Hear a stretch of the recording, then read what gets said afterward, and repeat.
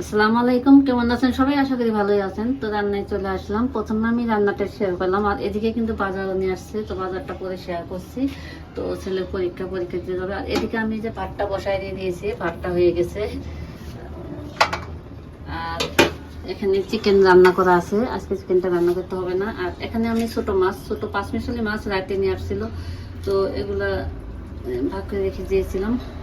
তো রাতেও রান্না করেছিলাম, তো এখন আবারও রান্না করছি 5 মিশালি মাছ। আর এখানে নিয়েছি আমি 2টা আলু কুচি করে নিয়েছি, কাঁচামরিচ, পেঁয়াজ, ধনে পাতা, মশলাটা রেডি করে নিয়ে নিয়েছি। তো এই মাছটা আমি মাখায় রান্না করব সরিষার তেল দিয়ে। তো মাছটা মাখায় বসায় দিয়ে আপনার সাথে বাজারটা শেয়ার করছি। বাজার থেকে মুরগি নিয়ে আসছে, তো আগে মাছটা মাখিয়ে নিই।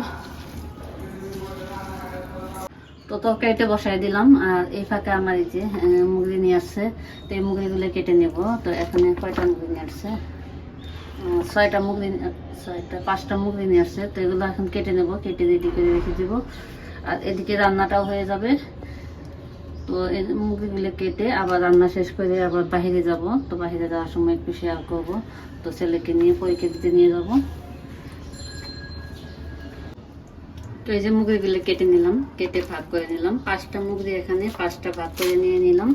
তো এগুলো এখন আমি ফ্রিজে গুছায় রাখবো। আর এদিকে কিন্তু আমার রান্নাটাও হয়ে যাচ্ছে। তো এদিকে এগুলো গুছায় রেখে দিচ্ছি। তো এই যে 5টা ভাগ করে নিয়ে নিয়েছি।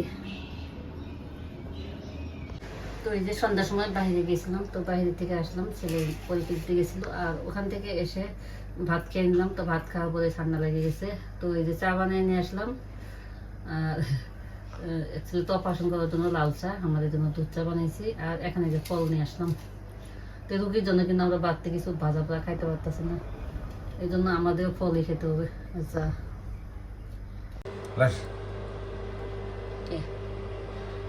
তো আজকে এই যে রাতের বেলা মাছ নিয়ে আসছে।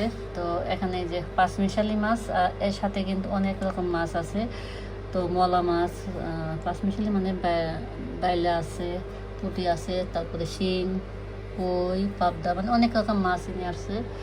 তো টাটকা মাছগুলো অনেক সুন্দর, তো আপনার সাথে একটু শেয়ার করা হলো।